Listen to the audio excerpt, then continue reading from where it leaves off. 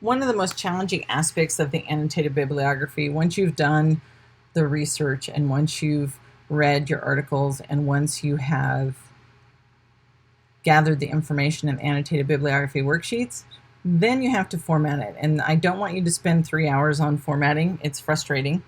So one of the things I've done with this particular screen share is to give you the full, so I can show you guys the prompts for where I'm finding the commands that make these things happen. But keep in mind, I have a Mac, and so you're seeing it on a Mac instead of a Windows-based product. And I'll try to give you examples of how to do that. So what I did was I took the annotated bibliography sample that's in the course content, and I'm going to show you how I formatted it. This particular document is already formatted in the course content, and you can use it as a template if you would like to. So you notice the first thing here is the name block. All of this information should be double spaced. In fact, the whole thing should be double spaced.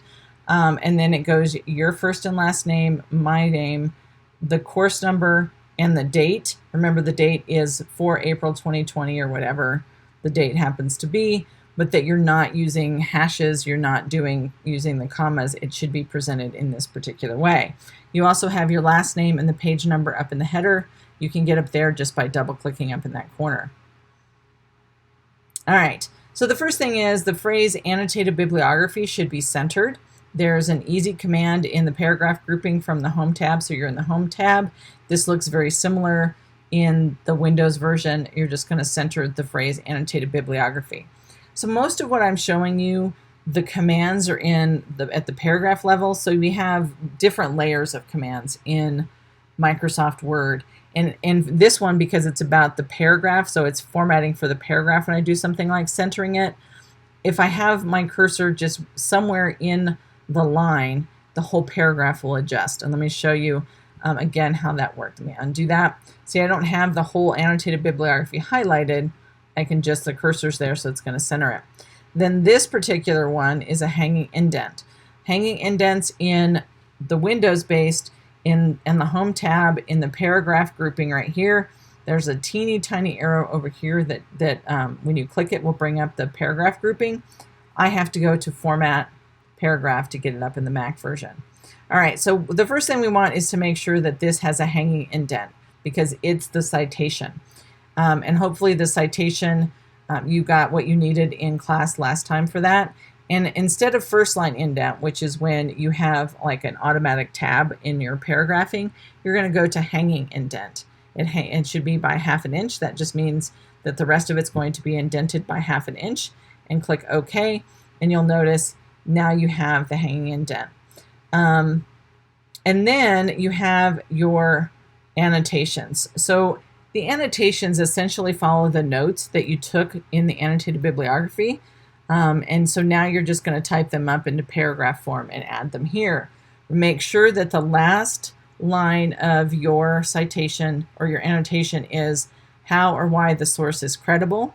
And if you feel like there's a bias in there, just acknowledge it. That doesn't mean you can't use a biased source. It means that you have to counter the bias through your own logic or through some of your sourcing that isn't biased. So make sure that that's in there. This is a 100-point assignment. There are 5 MLA citations, and then you have 5 annotations. And so that's going to make up the majority of your score, or if you have the proper annotations, and then do you have the proper citation, which I'll cover in a separate video. With the annotations, when you highlight them, or you could just put your cursor somewhere in that paragraph, you go Format, Paragraph, and then this time you want to indent from the left 1/2 inch and from the right 1/2 inch. And now you see the annotation lines up with this line here. That makes it easy for me as I'm grading to see where one citation begins and the other ends. So again, we're going to create a hanging indent for the citation, and then in the annotations, we're going to indent by 1/2 inch. And again, as long as you don't have any returns in here, you just have to have your paragraph or your cursor in the paragraph. So we're going to do that to all of the sources. Change it to hanging indent.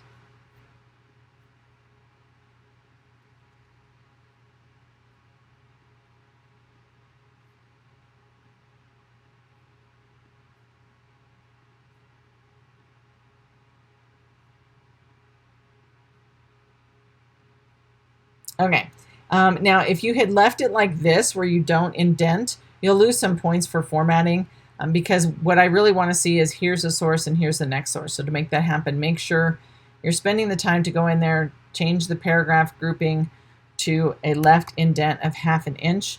I did on the first one, I showed you a right indent. I'm not going to measure that. So if you just indent on the left side, that's perfectly fine by me.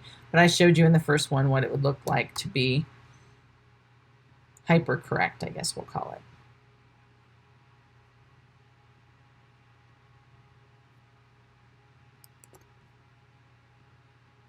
All right, so then when you scroll through here, the citation should be organized by author's last name. So F, H, K, R, A, and then R-O. And that's actually the first thing when I do I'm grading is I make sure that they're alphabetical by author that you have, and then I go through and I look and make sure that your citations are correct, and I'll create a brief video on how to create your citations, and then that you have your annotations. The last thing I look at is if how or why your source is credible. If it's scholarly or peer-reviewed, you can say that, because remember, at least 3 of them have to be the scholarly or peer-reviewed sources. So I actually go through and count and make sure you have them. The citation can include a live hyperlink, but it's not required because I can just copy the citation and look it up that way. That's how you format the annotated bibliography. You can use the file that's in the course content as your template, or you can create from scratch so that you remember how to do this for later assignments. I know for a fact the history department has you do annotated bibliography, and then as you go forward, things like psych, and when you get to upper level courses, they will. So now's a good time to learn how to use Microsoft Word to effectively format for your annotated bibliography.